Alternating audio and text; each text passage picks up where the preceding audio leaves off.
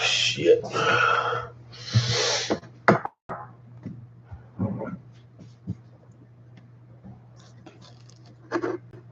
What's up, everybody?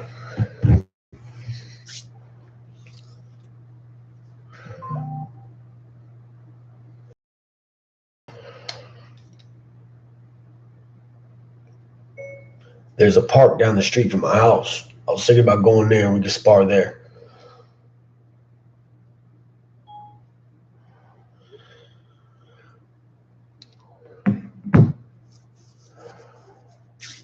What's up, everybody? What's up, everybody? Let me see something.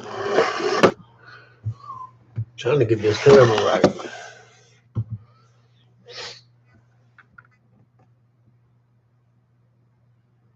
So I originally had we got a spar session this morning set up. And so I'm hoping I can get that on video for you guys, man. Show you some of the, you know what I mean?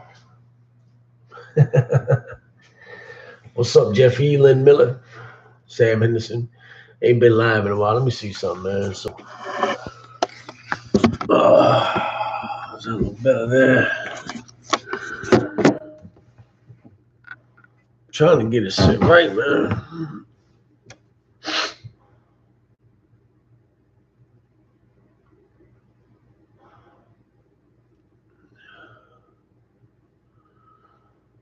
We got about 40 in here.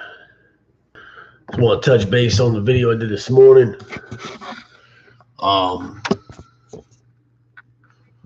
That's a little better.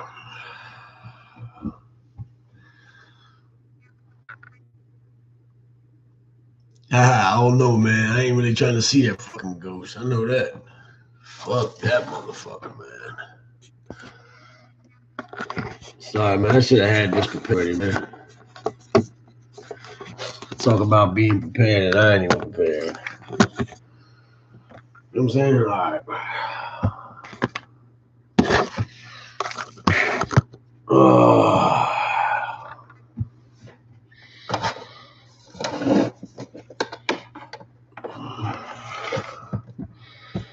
Yeah, got Big JD on right now, man. Checking it out. So I want to do this video today, or this live. Get y'all's opinion on shit. Excuse this bullshit I got going on right now. All right, man. Yeah, that's what we're going to talk about, bro.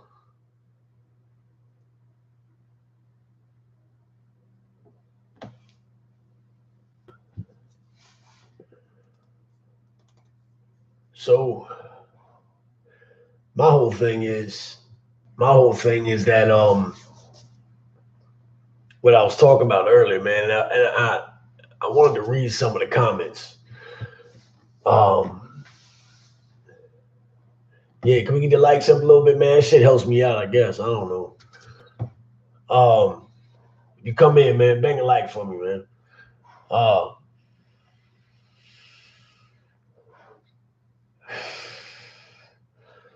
I just feel like,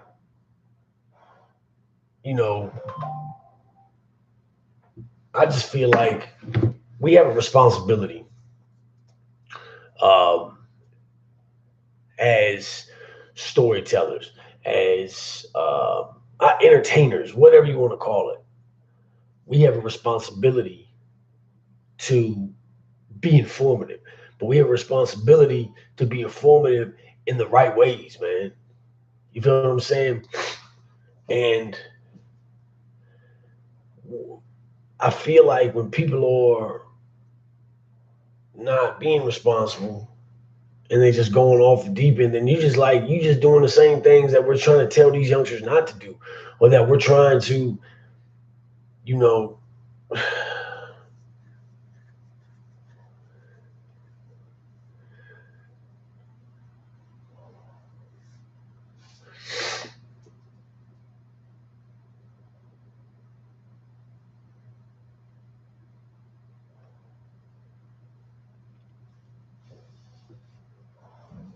fuck?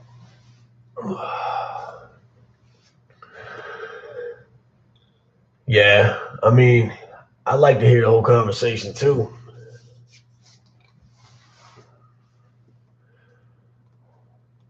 But I don't watch a lot of those channels. I watch Big Herc.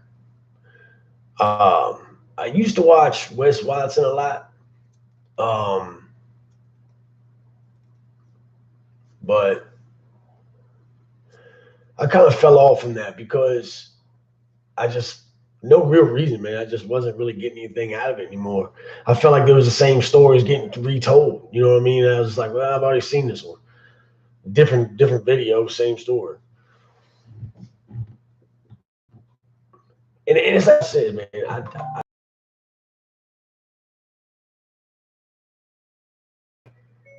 I'm down. I'm waiting on y'all. I thought it was 9 o'clock. Um, I knew there was something off for that dude, man, because he just talks too much and he says too many, just too many things that were just too rehearsed. Yeah, he just don't. He looks like one of them dudes that when I was in prison, J Rock looks like one of them dudes that is going to cling to somebody older and follow them around like a lost puppy. You know what I'm saying? And more times than not, it's going to be the wrong people. You know what I'm saying? Somebody who's going to just make him a send off. And but people don't know what a send off is. That's just somebody that you just get to do your fucking dirty work for you, hold all the knives and shit.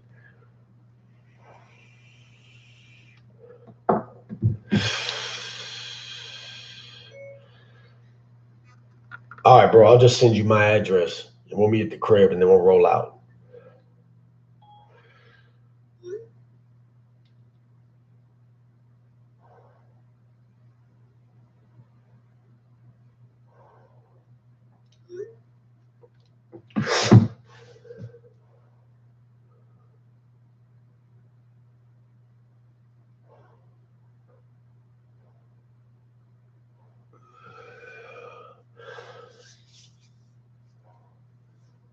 Appreciate that, Dario Martinez. How you been, bro? So y'all want to see the sparring video later? You want me to videotape that?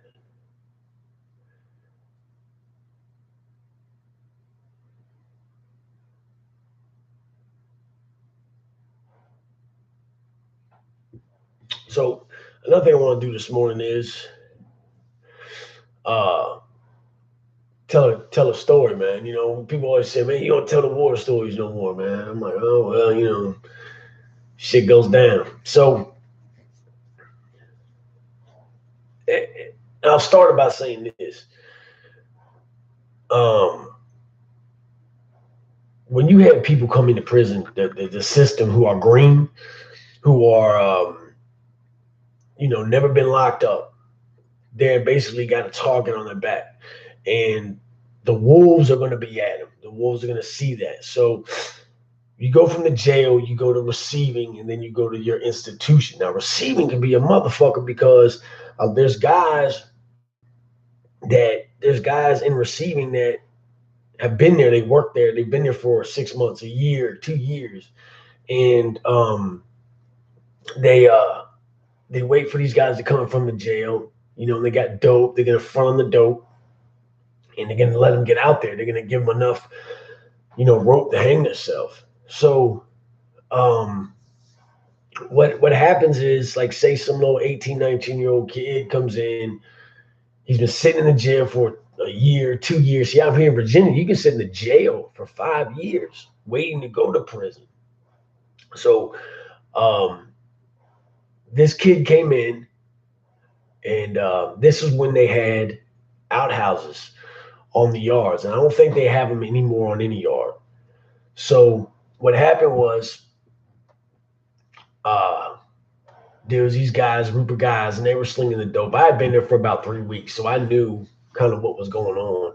But I never, I've been down the road 3 times. This is my 4th ride, so I don't get put out debts. I don't fucking get shit fronted to me that I can't pay back. You know what I mean? I usually don't even go to the store box. So anyway, he comes in, he gets put in the cell next to me, and he they go to him immediately. They can tell that he's got a little bit of money because he comes in. You can always see guys that have the prison money. You know, mom and dad are looking out. Well, what happened was at first it was okay. Well, I guess he got in an argument. The kid got in an argument with his mom or whoever was taking care of him, and they fucking cut him off. So, but the issue is that he had already got front of the dope a couple of days before and was relying on the money that his mama was or whoever was supposed to send to him. So we go out on the yard, and I saw like these fellas. I seen them politicking, and all fucking. There was like 3 or 4. All of them was fucking was cheap chasers, man. They were booty bandits from the rip. So you shouldn't even be dealing with them type of individuals in the first place, especially if you're a little fucking young white kid with goddamn no facial hair. You know, you shouldn't be doing it. And I even myself had tried to have a conversation with the kid, like, bro, the way you moving right now isn't acceptable. So what's going to end up happening is going to be a negative situation. Well, anyway, I seen them all go to the kid's cell, and I tried to listen through the door. I didn't want it to be apparent that I was fucking ear hustling, but I was trying to see what was going on. I mean, I live here. I like to know what the fuck's going on.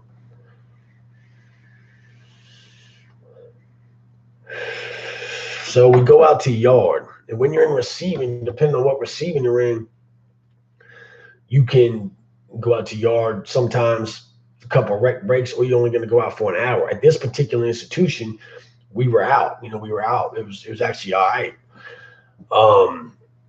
Yeah, we call them gumps. You know what I'm saying? So gumps, booty bandits, whatever. We got all types of names for them. Boys, we call them boys.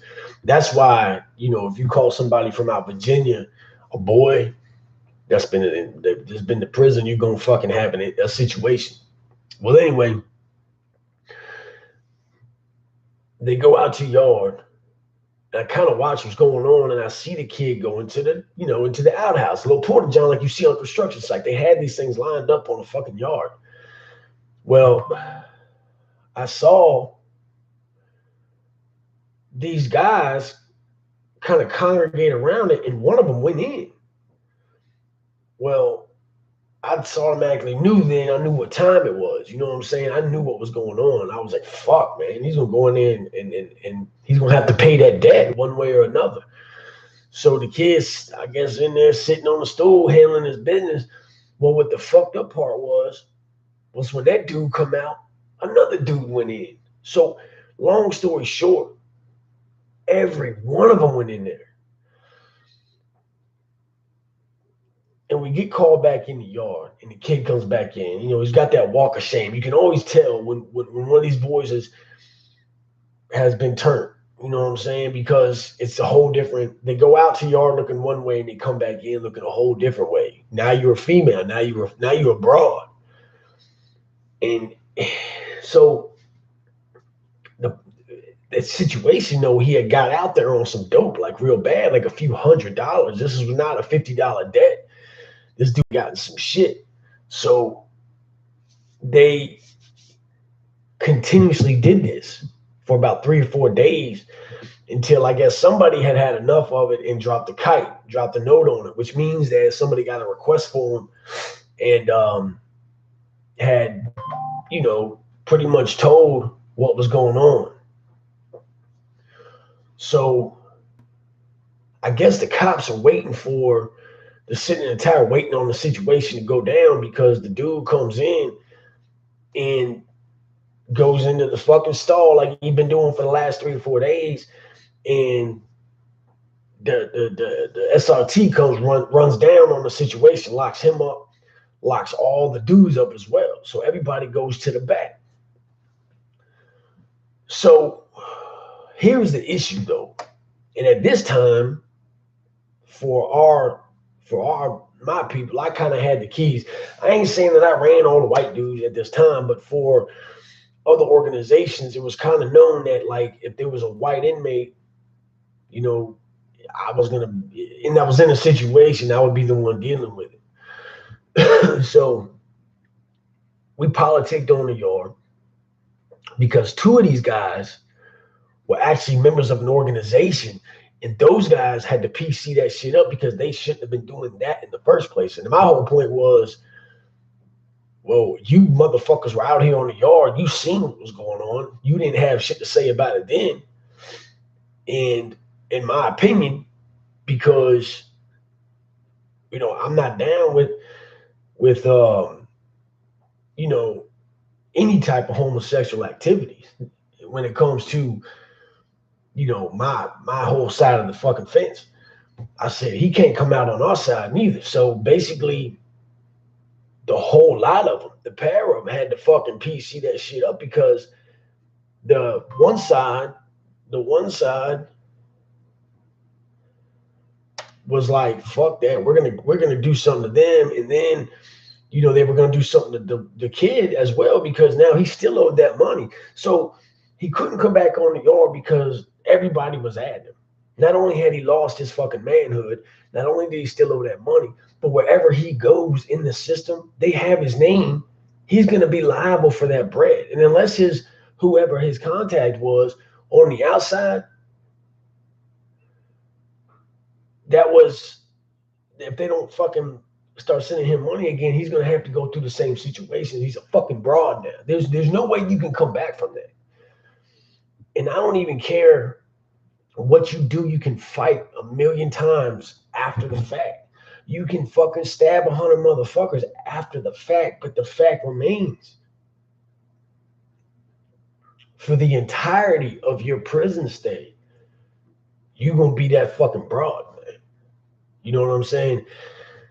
And it doesn't happen a lot here. Like Virginia isn't really like one of those states where we accept like that. There's not a lot of rapes and shit like that, but there is blatant homosexuality. You have motherfuckers that are women. I mean, in the system now, the way that the world is, they give these guys the hormone pills on some of these prisons. So you got men walking around these facilities with tits. No bullshit, with tits and fucking the Botox butts and shit. And some motherfuckers go crazy for it. And you'll always be able to tell. And a motherfucker that's been to prison will attest to this. When a boy walks in to a pod, you'll be able to tell the booty bands right off the fucking break. Because what's going to happen is they're going to go right upstairs and you're going to see them come back down with the hair lined up. Fucking, I don't know, man, like a fresh shave. Motherfuckers, their Timbs on, their Levi, because we can buy Levi's in Virginia and wear them.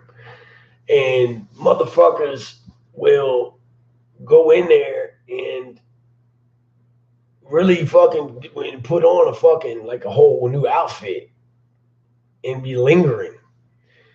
They'll linger around the boy, man. They're gonna linger around this motherfucker trying to slide in there, man. And it's the funniest motherfucking shit I've ever seen in my life. It's hilarious. And people are gonna ultimately, the one thing that I say about motherfuckers in the joint, right, is that when you can hide, and it's just like, K-Frog said it on his show the other day. He said, people are gonna lie about who they are. And that's a true statement, man. That's some true shit, because if you hide for a month, 2 months, even 6 months, eventually though, you gonna have to be who you are, because you're doing years. You're gonna do years and years. So when your true self finally comes out, that can be an issue with whoever you decided to associate yourself with. You feel what I'm saying? So if you've associated yourself, especially if you're an organization, which a lot of motherfuckers are, there's been a lot of instances where I've seen guys And what's crazy is some organizations, and I'm not going to put them out there. I'm not going to put that organization out there, any of them. Some of them they accept that shit. Most of them do not. Some of them do, and my organization did not. We do not condone homosexuality in any form or fashion because we were militant. You know what I'm saying? But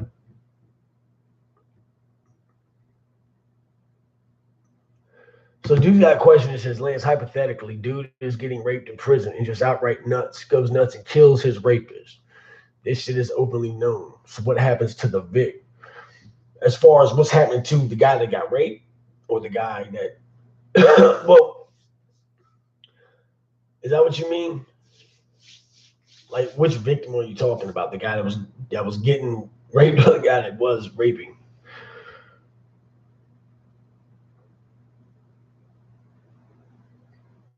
Yeah, and Daryl, it's kind of the same way. If you're put on as like a solid ass dude, and you're running with some cats, and you come out to be homosexual, or you're like we call it like undercover. You know what I'm saying? And that comes out, we're gonna get you up out of there. You know what I mean? We're gonna say, well, look, you can't represent us no more. And if you have ink on you that is gonna represent us, or even like if you rock from an area. See, Virginia's big on areas. 804, like where I live at is 804, Richmond. Then you have this 757 down there in the Hampton area, Newport News, P-Town, Norfolk, those places. They're gonna get you out fucking piece, go lock it up. And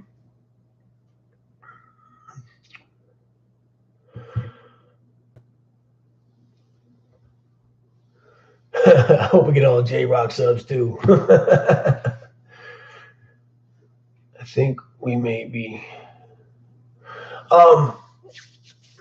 And I've seen situations like that multiple times. I'll tell you like this: there was some dudes that, and it can happen. Check this out: we on the yard, and what we call going to visitation and getting dope and bringing it back is we call getting on. I used to get on. A couple of my homies used to get on. Well, there was a few dudes who had started up this like it was sort of like kind of an Aryan group. They were not saying they were the Aryan Brotherhood, but they were like this white supremacist group. And it's really not accepted here in Virginia real tough, man, as far as because we're really a melting pot. We're not on that race shit real hard out here. And what happened was one organization was found out that this kid that was mobbing with these Aryan dudes was going over there and getting a sack. Listen to this shit. This is fucking crazy. So the dudes over there in VI, which we always have VIs on the weekend, and if when you come back, you can do what you gotta do. You get it out of wherever you hit it, and you come back on the yard. Well, this dude came straight from the VI. I remember this because I was on the weight pile lifting weights with my homeboy, and I watched him. I told homeboy, I said, yeah, he's supposed to be getting on. You know what I mean? He was like, oh, word. So we watch him walk back that because you can see it from the yard where they come out of the visitation room. And instead of going back to his unit, like he should have done because he's got fucking dope in his ass, he comes right onto the rec yard.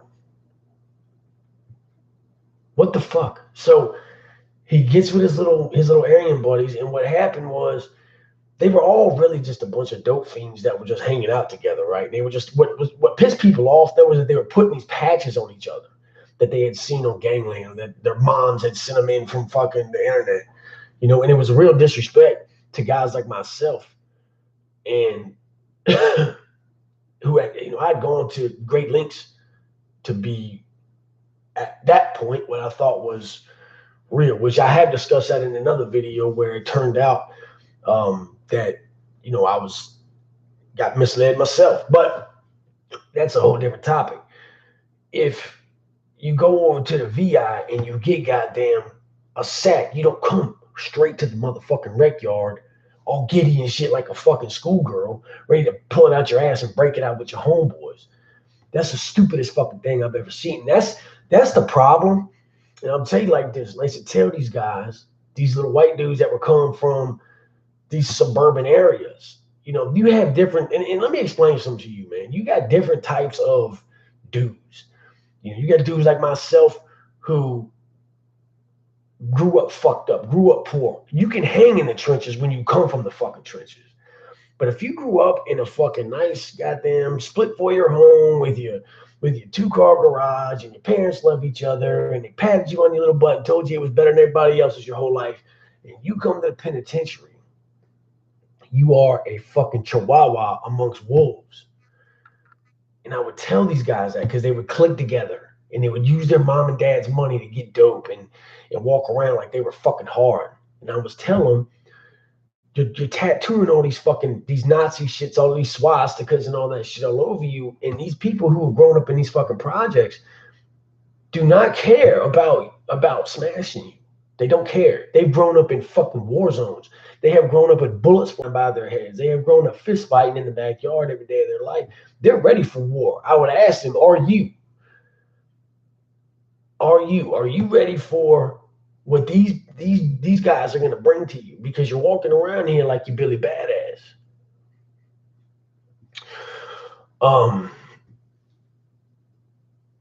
If you're not ready, don't like you're ready. That's the point of the matter. So what happened was, as he comes out on the yard, I already seen the organization watching him. They knew he had it on him because he's still in his fucking BI clothes, man. Like, come on, dog. You ain't even gonna change into your state. Get up. You're wearing the Levi's out there like you're just, and he's got a new swag about him because he's got some Suboxones up his ass, right? So he's like, yeah, I'm about to get paid. I'm the man on the yard right now. I got the biggest dick on the yard right now because I got all these strips on me. And that's the thing in Virginia. We go there and get Suboxone. So me and my homeboy are watching it. And he walks the track around, boom. And I see these fellas roll up on him. And when they roll up on him, one guy grabs him. Big son of a bitch. I mean, big, yoked out ass fucking dude from down in the beach that, don't give a fuck about nothing. Got 100 motherfucking years, does not care about anything. And he puts the dude on the fence, puts his face, mashes up on the goddamn fence. Boom, he's on the fence. His other homeboys grab the kid's arm. So the kid's sitting there like this. He's on the goddamn fence with his arms and his legs, sort of like they did Daniel Vineyard on the goddamn American History X. And this son of a bitch pulls this guy's fucking pants down and runs right up his fucking shit and takes that goddamn shit out. On everything I love. Seen it with my own eyes. Leaves him there, takes his whole fucking sack. Now, this is a dirty motherfucker for doing this. Don't get me wrong. That's some nasty fucking shit. I would never do that. But here's the thing. If you have, and people say, oh man, that's nasty. How can you understand what goes through a man's mind when he's got a life sentence, never going home? This is his world. And this is what we try to explain to people. You can't understand it until you're there. Now, I can sit here and try to paint this picture, try to use descriptive terminology, try to help you to understand exactly what this world looks like. But until you actually get yourself into that situation, you can't say what you would do or the type of individual that you would turn into. Because when you are in a savage environment, you will ultimately become a savage, or you will ultimately become a victim. It's up to you. There is no in between. If you can't half-ass it. You can't serve two masters. You can't be a nice savage, and you can't be a savage fucking victim. Can't sit on both sides of the fence. So you have to make your decision up. And when people are addicted to drugs, think about the extremes that they go to out here for dope. How many guys are doing 20, 30 fucking years because they ran up into a convenience store dope sick and just lost it. Boom, boom, boom. One of my good homies, one of my good homeboys, man, is doing 37 years right now because him and his homeboy ran up in a fucking Extra Mart and shot this person. Didn't even kill the fucking clerk. But Virginia smokes you with time, bro. Virginia smokes you with time. So anyway, that's what I'm kind of trying to get at is a video yesterday about how I would thrive in a solitary situation because an individual who has grown within himself to be in that situation from a child. I mean, I've been doing time since I was 11. You grow a thick skin, man. When they put you in that room and that lights on all day long. See, our shit was called the Yellow Brick Road. There was this one facility I was at, and the whole was called the Yellow Brick Road. And the reason they called it that is because all the fucking walls were painted yellow. And they kept this bright ass fucking light on all day long. It never turned off until fucking 10 o'clock, 10. And if the CEO was being lazy, you might not get it off till 11:30, 12 o'clock at night. So you're sitting there like this all day. Your eyes just bug the fuck out because it's just bright fucking light that drives you crazy. Or you can thrive in that situation and you can read and you can take that time to learn self-mastery. You can take that time to work out and you can take that time to meditate. I learned a lot about myself doing 6 months in the hole, 3 months in the hole because of the things that I was doing in population.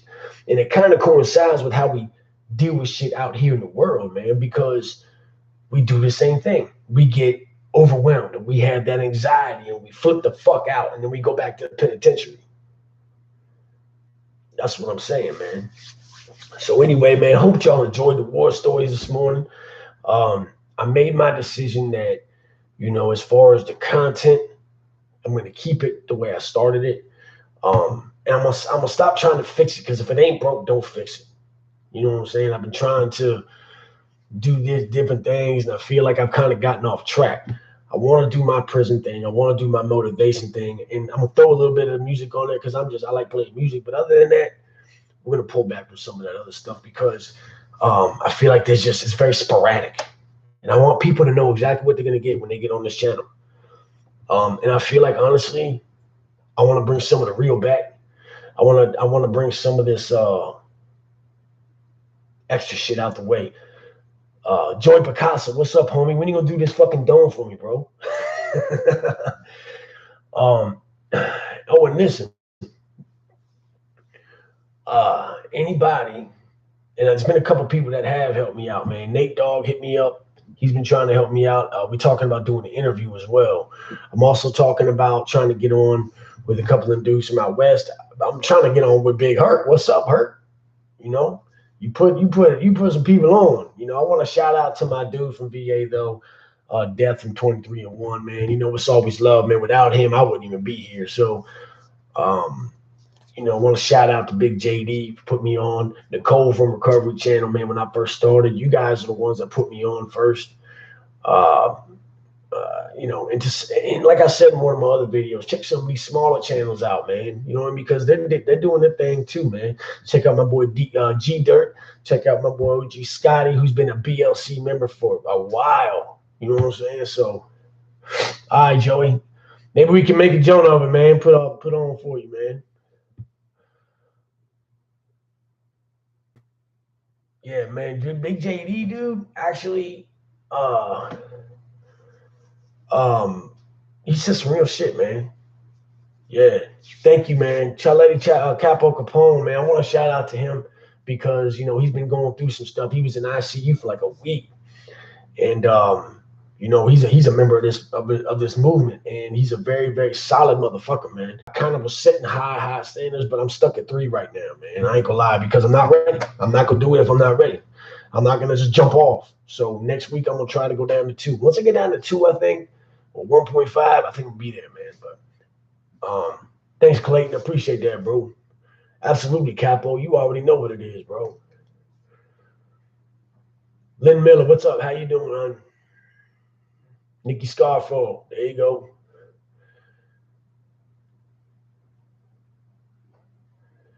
All right, Big Dale. You be easy, bro. Thank you, Big Swole. Much love, man, from the BLC. Well, look, man, we been rocking for like 35 minutes. Everyone's dropping off, so we're gonna get up out of here and not be so long-winded, man. I love each and every one of y'all. Um, so, as always, prison rules are in effect, man. Be courteous, be kind, be humble, have integrity, have honor. All right. And I know I ain't been on live for a while, man. And I want to just shout out to y'all. Appreciate that. Shane's word. What's up, brother? Chuck Cotton. What's up, homie?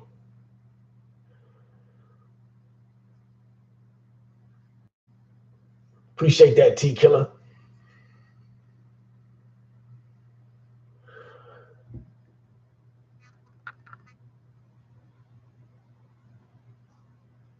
All right, Sabbatha. All right, y'all. Y'all have a good evening, man. I'll probably put something out later. I'm gonna put this spar video. I got my dude Link. He just hit me up. This guy's got a story. I work with some of the military guys. He's ex-military. The PTSD thing going on. So you guys make sure you tune in when I drop that one, man. And me and him are gonna do a little sparring out at the park, man. Love each and every one of y'all. The BLC, man. God, the BLC. Look, we almost at 10 grand, man. Let's get to that 10 by the end of the month. All right, y'all. Have a good one, man. All right, LT.